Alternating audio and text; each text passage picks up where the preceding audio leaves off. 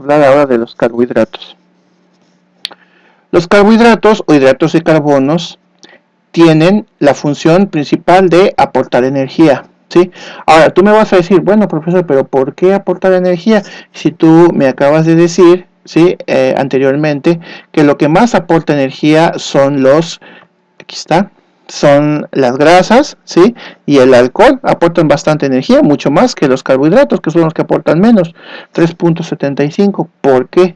Porque esa contrariedad, no es que sea contrariedad, lo que pasa que si te pones a pensar, es más difícil obtener proteína de origen o energía, perdón, del alcohol o energía de la carne, hablándose de lugares como mencionábamos, lugares como la India, donde realmente su consumo de carne es muy poco, ¿sí? Realmente ellos adoran a las vacas y pocos que no las consumen, de hecho para ellos son sagradas, entonces pues no consumen casi proteínas, entonces esa energía, ¿sí? O su dieta la basan más que nada en leguminosas, en semillas y en especias. Ellos, si se dan cuenta, ocupan muchas especias para hacer sus curries, sus chutneys, sí, todos esos platillos de ellos van bastante condimentados. ¿Para qué? Para que tengan sabor, porque no ocupan casi ellos carne. ¿Por qué? Porque pues también si ellos ocupan la proteína animal,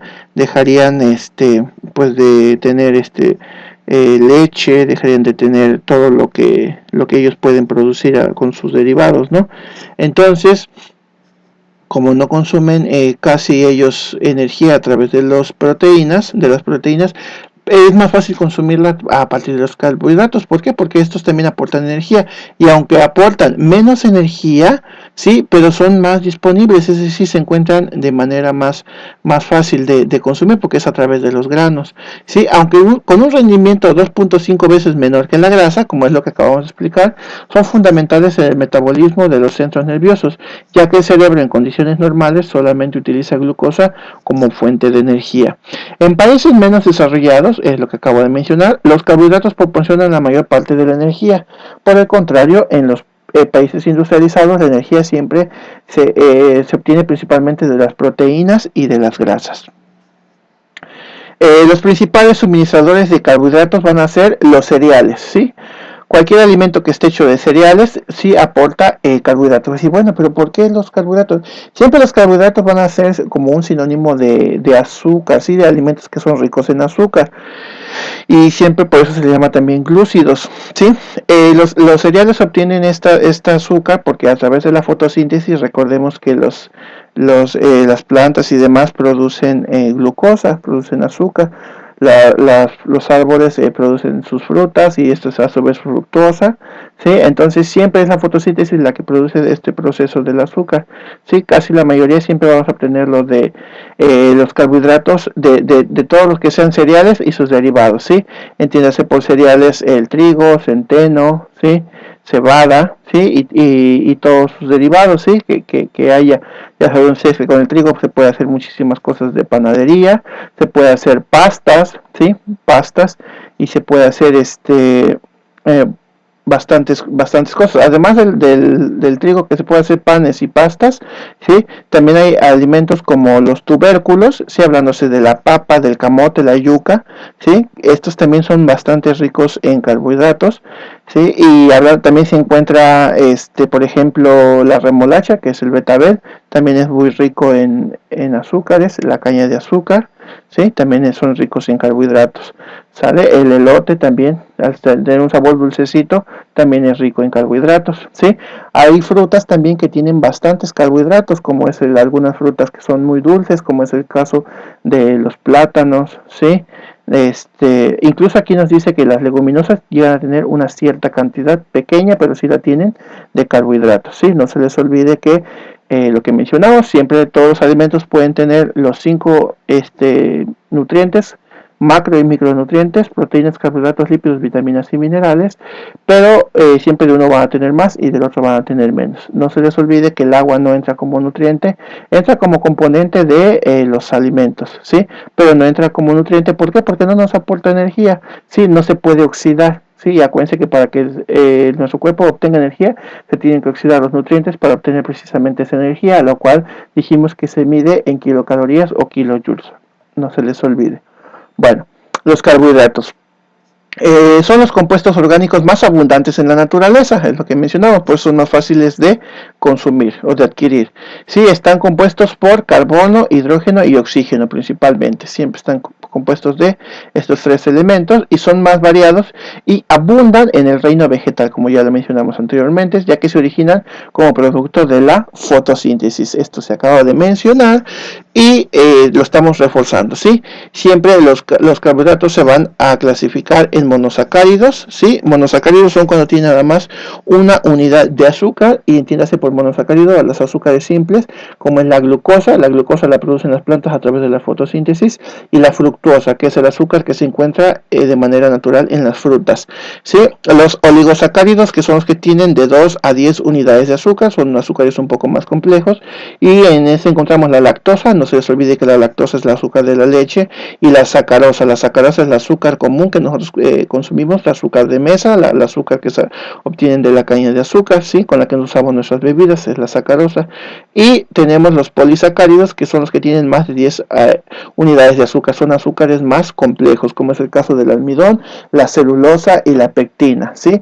Por ejemplo, la celulosa es la que está compuesta principalmente las hojas, sí, las hojas donde escribimos, pero también las hojas estas verdes también tienen celulosa. Si se dan cuenta, las vacas, por ejemplo, tienen un estómago tetralocular, es decir, que tienen cuatro apartados. Sí, porque para poder degradar bien la celulosa, porque si se dan cuenta no es fácil para un animal que, en el caso de la vaca, que degrade muy rápido la celulosa, porque es un azúcar más complejo, ¿no?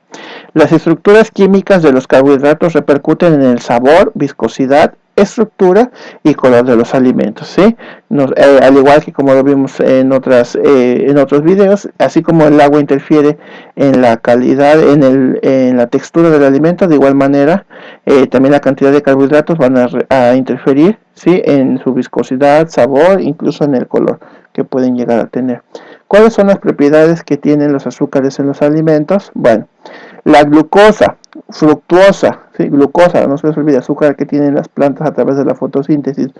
Fructuosa, azúcar de las frutas. Sacarosa, azúcar de mesa. Maltosa, el azúcar invertido y los jarabes de alta glucosa y fructuosa se emplean ampliamente en la fabricación de muchos alimentos. Esto se debe a sus diversas propiedades funcionales, muchos de los cuales derivan de un alto contenido de hidroxilo con una gran capacidad de formar puentes de hidrógeno con el agua y así retenerla, para conferir cierta viscosidad o cuerpo a los alimentos. Al inmovilizar parte del agua se reduce el AW, ¿sí? Y evita el crecimiento microbiano. Esto se ha visto con anterioridad. Cualquier alimento que se le sature de azúcar, el azúcar al ser higroscópica absorbe la humedad del alimento y por lo tanto reduce también su AW o su cantidad de agua libre, ¿sí? Además, por lo general son dulces, ¿sí? Siempre los azúcares van a ser dulces y propician también a las reacciones de Maillard. Ustedes saben que con calor y un alimento que sea rico en azúcares van a propiciar las reacciones de Maillard o la pirólisis o reacción de caramelización, así como la fermentación, ¿sí? Siempre para la fermentación se necesita una levadura, que es un hongo, ¿sí? La levadura más común es el Saccharomyces cerevisiae, es la levadura que se ocupa para la cerveza, es la levadura que se ocupa para hacer el pan, la que viene en sobrecito. ¿Y cuál es la función de la levadura? Pues fermentar, comerse el azúcar de la masa, en este caso la harina, está hecha de carbohidratos, ¿sí? Más aparte del azúcar que le añaden de manera intencional a las masas, y lo fermentan, es decir, fermentar, empiezan a comer el azúcar y segregan dióxido de carbono, que es lo que va a hacer que nuestra masa esponje, ¿sí? Y fungen también como todos estos como fuentes de carbono. Bueno, un azúcar invertido, bueno, se van a preguntar, bueno, ¿cuál es el azúcar invertido? Sí, el azúcar invertido siempre se lo ponía mucho a mis alumnos a que lo hicieran, sí, se los enseñaba a hacer, y se ocupa mucho porque es una hidrólisis ácida, sí, o inversión enzimática, en donde, ¿qué es lo que ocurre? Químicamente tenemos la sacarosa, que es el azúcar común, ya lo dijimos muchas veces, y la vamos a romper mediante una hidrólisis ácida con ácido tartárico. ¿Y qué es lo que vamos a obtener? Vamos a obtener glucosa y fructuosa por separado. ¿Sí? El azúcar invertido se caracteriza por su alto poder endulzante, ¿sí? Que sería un 30% mayor que el que tiene el azúcar común o sacarosa, ¿sí? Pero aparte de que tiene mayor poder endulzante el azúcar invertido, por lo cual es utilizado en confitería y en panadería, es ideal, ¿sí? ¿Por qué? ¿Por qué en panadería? Porque hace que la fermentación sea mejor, ¿sale? Pero se ocupa mucho en heladería. Siempre que hacemos helados lo ocupábamos. ¿Por qué? Porque tiene un potente efecto anticristalizante, ¿sí? Si nosotros congelamos de manera lenta, se forman más rápido cristales, ¿sí? Pues eso hace que nosotros cuando comemos un helado lo probemos vidrioso, ¿sí? ¿A qué me refiero con vidrioso? Que se sientan muchos cristales en la boca. El azúcar invertido, aparte de que tiene mayor poder edulcorante, evita, ¿sí? Tiene un potente efecto anticristalizante y evita que se formen esos cristales en nuestras bases de helado, ¿sí? Por eso es muy usado en heladería, ¿sale? También entiéndase por fibra aquellos carbohidratos que se les llama no disponibles. Sí, la fibra, ustedes saben que hay alimentos que son ricos en fibras. Sí, como la fibra es componente que ha merecido últimamente especial atención, pues tiene una importante función regulando la mecánica digestiva. Sí, también es muy importante, algunas personas dicen, es que yo soy de tránsito lento, por lo tanto necesito consumir fibra. Es muy importante que la fibra se consuma, pero también no en cantidades bastante frecuentes. ¿Por qué? Porque nuestro estómago se hace perezoso. Volvemos a nuestros intestinos más lentos de los que ya son. Hay que ayudarles si de repente tenemos alguna inflamación o que tenemos precisamente estreñimiento, pues se le ayuda consumiendo fibra, pero no toda la vida podemos estar consumiendo fibra porque vuelve a nuestro intestino bastante perezoso y después ya no trabajaría sin fibra, ¿sí? Por lo tanto solamente hay que consumirla, los alimentos con fibra, cuando realmente tengamos algún problema. Se compone de celulosa, principalmente la fibra, y como ya vimos, la celulosa nuestro cuerpo no la puede digerir, solamente estómagos más especializados como el de la vaca, ¿sí? Que tiene 4 estómagos, es los que pueden digerirlo, nuestro cuerpo no la digiere. Todo lo que nuestro cuerpo tiene fibra, ¿sí? Nuestro cuerpo lo desecha igual como fibra, ¿sí? Por lo tanto se les llama carbohidratos no disponibles. Acuérdense que los carbohidratos también se les llama hidratos de carbono o glúcidos.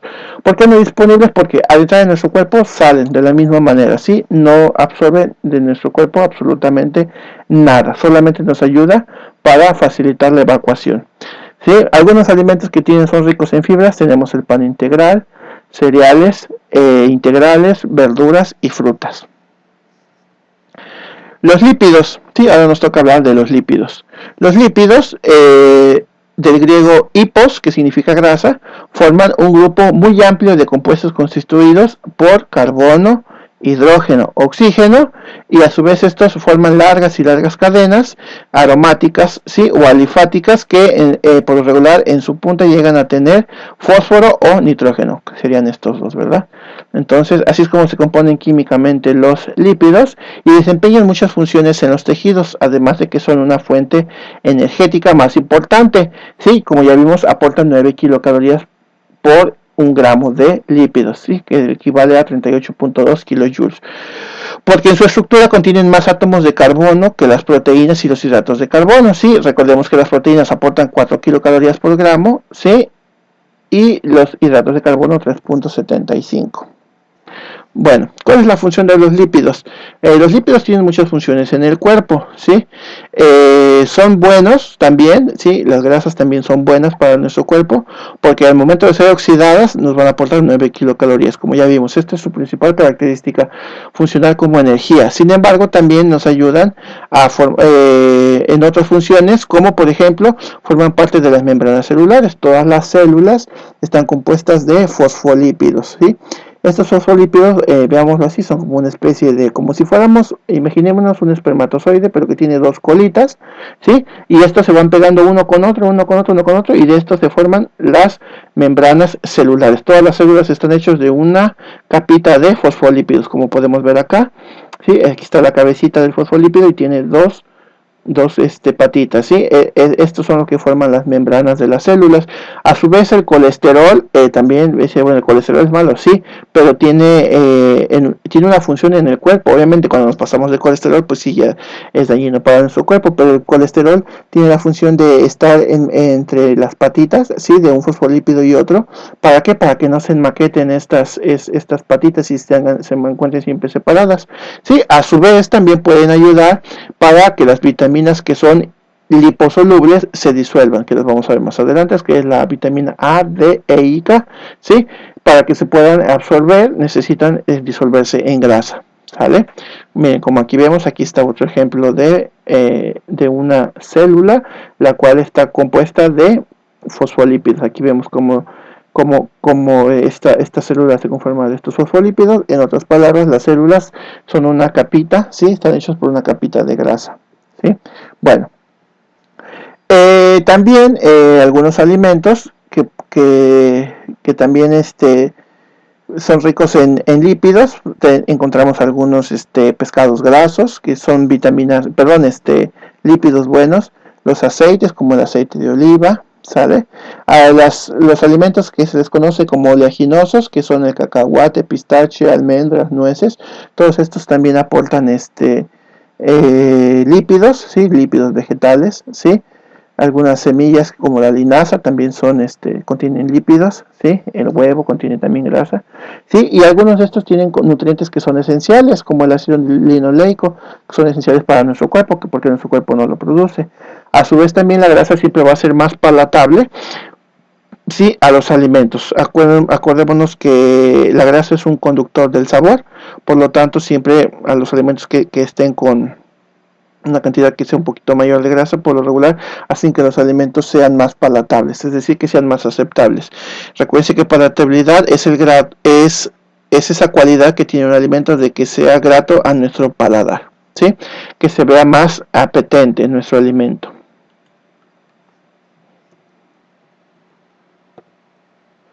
Bueno, los lípidos se clasifican en simples, compuestos y asociados, ¿sí?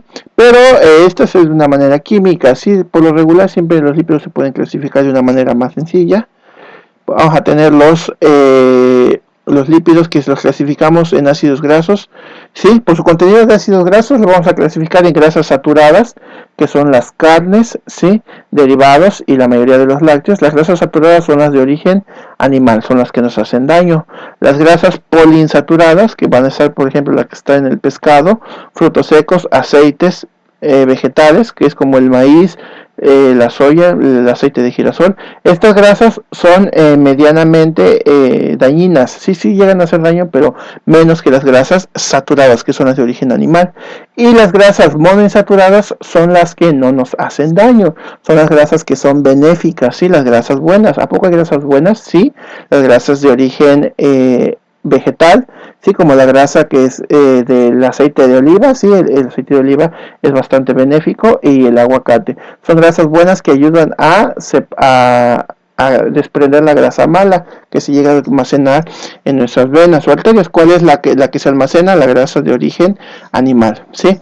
Esta es una manera de clasificarlas, no se les olvide. Las grasas saturadas son las de origen animal y las insaturadas las de origen vegetal, siendo las grasas saturadas las que sean dañinas para nuestro cuerpo y las insaturadas las que sean las benéficas, ¿sí? Como el aceite de oliva, el aguacate, cacahuates, pistaches, almendras, todas estas semillas que produzcan aceite, ¿sí? ¿Cómo sabemos que una semilla es oleaginosa? Porque si la frotamos con una hoja, esa hojita queda así como aceitosa, ¿sí? Es una manera de saber que son oleaginosas. Sí, también se clasifican los lípidos por su origen en grasas animales, ¿sí? Aceites marinos, las grasas de la leche, grasas vegetales, aceites con ácido láurico, aceites con ácido leico y linoleico, y aceites con ácido linoleico, ¿sí? Bueno, la principal forma en que se clasifican también los lípidos es en grasas o aceites. Entiéndase por grasa las que son sólidas y aceites las que son líquidas.